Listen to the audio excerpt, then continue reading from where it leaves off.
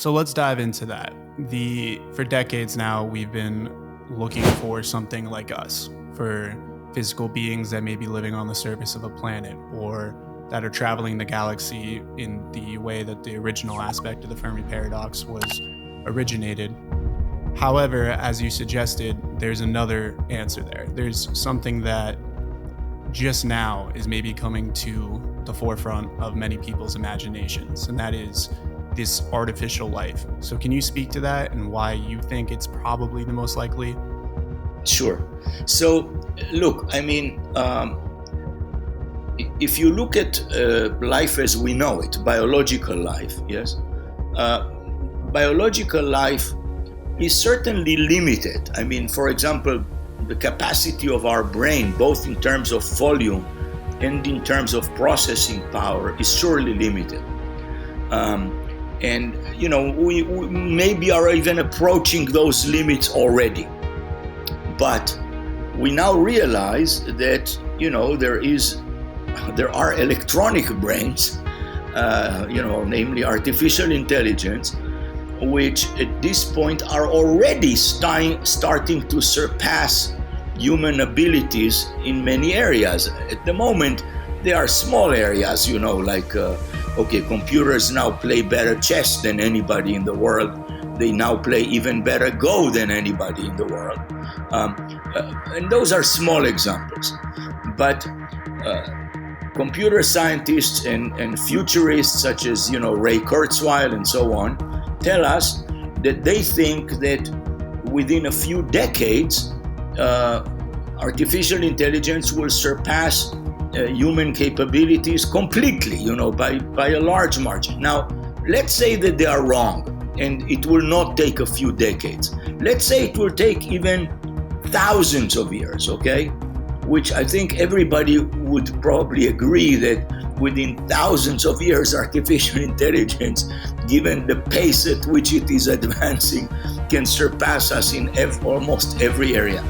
Now, thousands of years is still nothing compared to evolution, to the time it takes to evolve us, which was billions of years, So it is very possible that the entire question of biological intelligence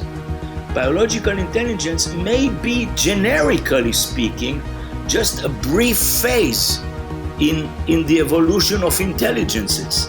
That is then being totally surpassed by artificial intelligence, which means that if there are technological civilizations in our galaxy, they actually may all be in the form of artificial intelligence and not in the form of, the wet brains that we are used to.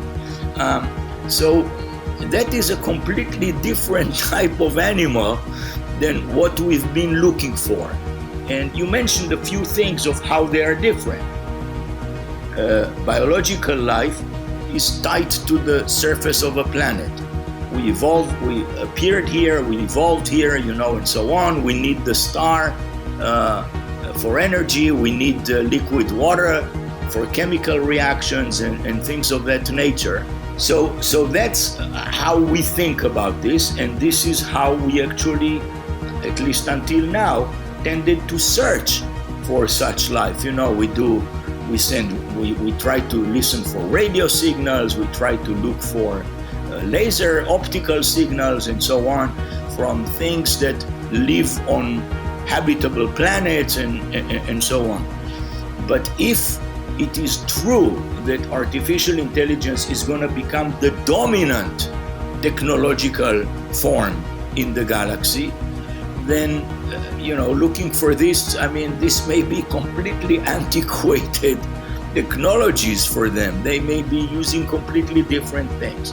But here is the main thing.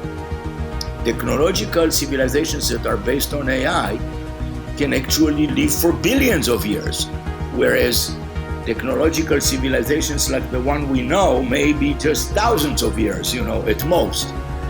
Now, this, on the face of it, seems to only exacerbate the Fermi paradox. Because if you have technological civilizations that live for billions of years, how come we have not seen those? instead of, the brains of the types of the dogs have and we have, and so on. But here is an important difference. We, meaning biological life and humans, we have evolved through Darwinian evolution. And Darwinian evolution really puts a premium on survival of the fittest, which means that we by nature are kind of expansionists and aggressive. And actually this is on what the Fermi paradox is based to begin with, in the sense that the idea is that these civilizations tried to expand to all the galaxy. Now, these artificial intelligence civilizations, they have not evolved by natural selection, and so maybe they don't have these aggressive expansionist tendencies, and they don't want to expand the whole galaxy. Maybe they just want to, sit quietly and do their philosophy in deep space, and not care about anybody else and so on. So the whole basis of the Fermi paradox goes away if you think in these terms. I mean, we didn't see them because, they never went anywhere. They, just sat there. Now, not only they sat there, they didn't have to sit on the surface of a planet, since they didn't need the surface or liquid water for reaction. I mean, sure, the civilization that formed them, that produced them, was on the surface of a planet. But once AI started to dominate, they actually may find it much easier to live in space where there is no gravity and construct there, large,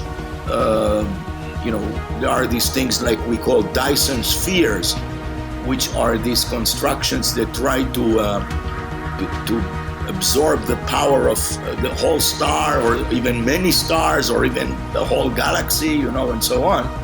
And they may live in space. They may sort of, as I say, live these contemplative lives and not care about anybody else. We have certainly not looked for those, and they don't use any radio technology.